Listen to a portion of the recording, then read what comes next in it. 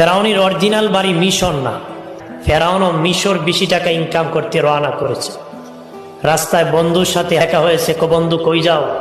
কো যাবো মিশর। কো তাহলে আমিও যাব। দুজন রওনা করেছে। রাস্তায় তাদের খিদা লাগছে, এক লোক তরমুজ খেতে তরমুজে কাজ করতেছে, সেই জমিনের কিনারে দাঁড়াইছে। তখন মালিক বলে, তরমুজ খাবা? হ্যাঁ খাবো। তরমুজও খাইছে, কিছুদিন কাজও করছে। তারপরে মিশরের কবরস্থানের দারোয়ান নিযুক্ত করবে।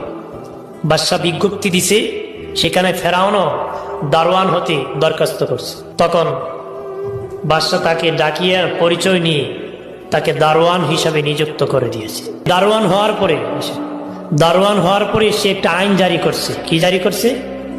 যে লাশ দাফন করলে একটা করে স্বর্ণ মুদ্রা দিত। কয়টা? একটা করে। মানুষ বলে বাদশার কাছ থেকে অনুমতি নিয়ে একটা করে স্বর্ণ মুদ্রা দাফনে দিতে হবে। লাশ তো দাফন করতে হবে, লাশ তো ফেলে দেওয়া যাবে না। তাফসীরের কিতাবের মধ্যে এসেছি পরপর তখন কলেরা মিশরে লেগে গেল, মানুষ বেশি মারা গেল। বেশি মারা যাওয়ার কারণে দাফন বেশি হয়েছে, খুব তাড়াতাড়ি ফেরাউন ধনী হয়ে গেছে। কলেরা লাগছে, মানুষ বেশি মরছে, আর স্বর্ণ মুদ্রা বেশি পাইছে, তাড়াতাড়ি ধনী হয়েছে। মিশরের বাদশা বাবাদীপ বলল, যাদের বকেয়া খাজনা বাকি আছে তাড়াতাড়ি করে খাজনা আদায় করে দাও, খাজনাগুলো আদায় করে দাও। তখন ফেরাউন বলল, বাদশাহ আমার তো অনেক টাকা হয়ে গেছে, আপনি যদি অনুমতি দিতেন আমি সবার পক্ষে খাজনা আমি একা আদায় করে দিতাম।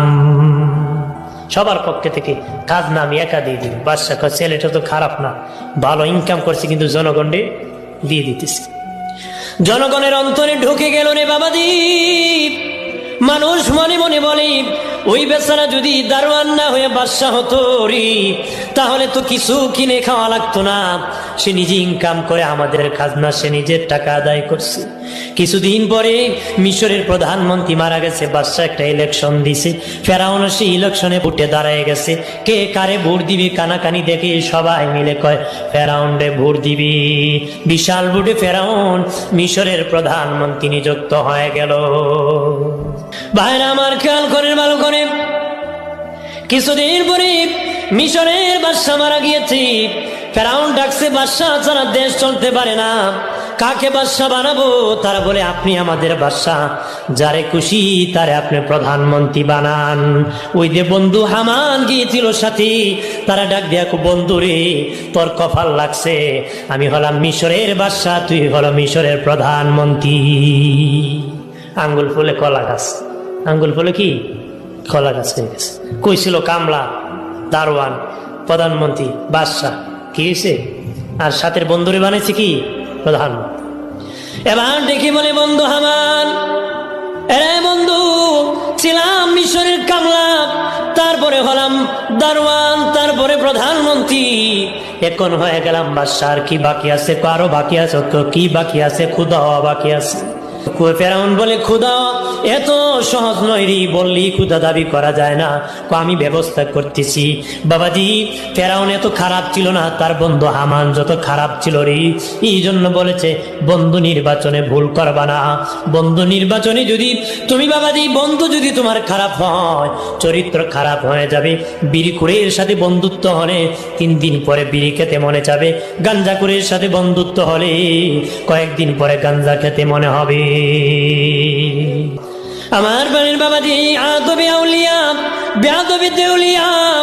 আদব যদি ভালো থাকে জান্নাতি, বেয়াদব হলে জাহান্নামী। চিরতরে বেয়াদবকে জান্নাত থেকে আল্লাহ বের করে দিয়েছি, কোন বেয়াদব আল্লাহর জান্নাতে প্রবেশ করতে পারবে না রে। প্রাণের বাবাজি রানী, খেয়াল করেন ভালো করিয়া। ফেরাউন খোদা দাবি করি রে, খোদা দাবি করি বাবাজি। তখন সে গণক ঠাকুরদেরকে ডাকছে। বাবাজি, সবচেয়ে যেটার বয়স বেশি দাবিরা, তার বয়স 320 বছর। গনিয়া দেখরে, আমি তো ছিলাম রাকাল, আমি ছিলাম কামলা, আমি ছিলাম দারোয়ান, আমি ছিলাম প্রধানমন্ত্রী, আমি হয়েছি বাদশাহ, এখন খোদা দাবি করি, আমার ভবিষ্যৎ কি আছে? তারা গনিয়া কয়, বাদশাহ খবর ভালো না, আগামী 3 মাসের মধ্যে বনি ইসরায়েলে একজন ছেলে আসবে, তার নাম হবে মুসা। ওই মুসা মুসার কারণে আপনার প্রাণ, রাজত্ব তো যাবে, প্রাণ যাওয়ার সম্ভাবনা আছে। রাজত্ব তো যাইব, প্রাণও যাওয়ার সম্ভাবনা। ফেরাউন বলে, তাহলে রাজত্ব পেয়ে লাভ কি? লাভ হলো কি? আমি একটা আইন জারি করতে পারি, আগামী 3 মাসের মধ্যে বনি ইসরাইলের যত ছেলে সন্তান জন্মগ্রহণ করবে তাদেরকে তোমরা কেটে কেটে নদীতে ভাসায় দিবা। তবে খবরদার কোন মেয়ে সন্তানকে হত্যা করবা না, কারণ মেয়েদের মধ্যে আমার দুশ্মন নাই, ছেলেদের মধ্যে আমার দুশ্মন। ছেলেদেরকে কেটে কেটে সমুদ্রে ভাসায় দিবা। 3 মাস পর্যন্ত তার জল্লাদ বাহিনীরা বাবাজি শিশু সন্তানের মাথা কেটেছে। আসিয়া বলে, বাদশা 80,000 শিশু সন্তানের মায়ের কুল খালি করছে। 80,000 শিশু সন্তানের মায়ের কুল খালি করছে বাদশা। এরপরে গণক ঠাকুরদেরকে বলে, দেখো রে আমার দুশ্মন মুসা আমার চিনি। তারা বলে, না বাদশা, আপনার দুশ্মন মুসা এখনো তার মায়ের কোলে সহি সালামতে আছে। আল্লাহ ভালো রাখলে কেউ মারার ক্ষমতা আছে? আল্লাহ যদি কাউকে সম্মান দেয়, কেউ বেইজ্জতি করার ক্ষমতা আছে?